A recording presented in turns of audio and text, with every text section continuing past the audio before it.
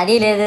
పైగా నా విగ్రహాన్ని కొనడానికి పెళ్లి సంబంధాల్లో పిల్లని చూడడానికి వెళ్ళినట్టు పొలోమను 10 మంది వెళ్తారు. అందులో ఒకడికి ఆ బొమ్మ నచ్చిందని, ఇంకోటికి ఈ బొమ్మ నచ్చిందని. నా కర్మ ఏంటంటే అక్కడ ఉన్నవన్నీ నా బొమ్మలే. మళ్ళీ తీరా 10 మందికి ఒక బొమ్మ నచ్చాక అమ్మేటోడు అలుసుగా తీసుకొని 10,000 15,000 అని బాంబు పేలుస్తాడు. ఎందుకురా బాబు ఇంత రేట్ అంటే కలకత్తా నుంచి తెప్పించాం అంటాడు. నాకు అర్థం కానిది ఏంటంటే ఎక్కడైతే నేను కలకత్తా నుంచి అయితే నాకన్నా మొనగాడు వస్తాడా, అక్కడ కూడా నేనే కదా.